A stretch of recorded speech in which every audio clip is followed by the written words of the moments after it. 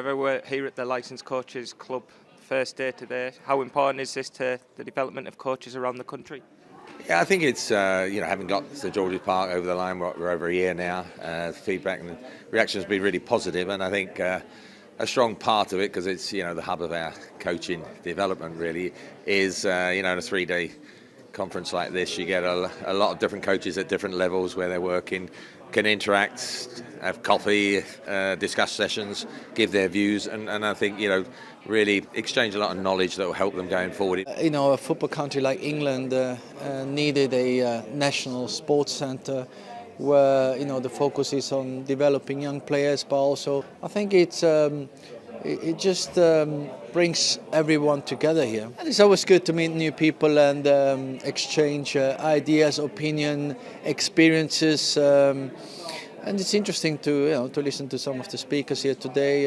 There's some theoretical work and some practical work going on. I think as coaches, no matter what level of your game you're working, right, actually in particular grassroots, we should always be developing this culture of wanting to learn and develop. And the Licensed Coaches Clubs gives us that model to allow that. It gives you recognition of doing the CPD, to come together with like-minded people, to be challenged, but also for you to challenge other people and to work with experienced coaches and build up your knowledge that you're able to then take back on a Tuesday night or on a Wednesday night or Saturday morning, because they're doing fantastic work out there in grassroots, motivating the children. Those grassroots coaches who are working at the 7, 8, 9, 10-year-old children, they're trying to build a lifelong love of the game. I think it's vitally important for grassroots coaches to understand the demands of working in the elite game, and the elite game to understand the demands of the volunteers within the grassroots. The workshops are all really exciting, and that's about developing knowledge and sharing knowledge. But actually the social side of it around the workshops is where a lot of conversations take place, and that's where the informal learning will take place.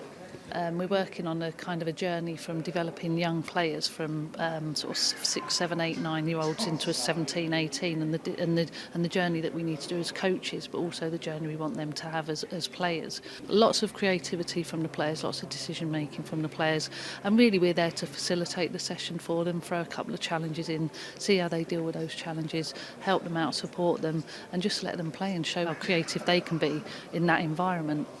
Yeah, it's just spreading some of the messages, and that's got to be good for everybody. And I think people are quite curious about it. It's well embedded into, if you think the best countries at futsal at the minute are sort of Brazil and Spain. They're going to be thereabouts, I'd have thought, when the 11-a-side World Cup takes place. I don't think that's a coincidence. So people are curious about what futsal's given us, and that's what we've got to drive forward. It's not the answer to everything. Let's not kid ourselves. But if it's going to be used as a development tool for players going forward, it's got to have its place. What we're looking for in our coaches, whether it be grassroots or elite, is someone who's motivated, is a good teacher of the game, is wanting to learn themselves, and then when they learn, how they want to and give that learning to others, how they create environments where players can be creative, have decision making, but at the same time have a bit of structure to that, and maybe give them some guidance and advice and can be taught to help the players reach their maximum potential.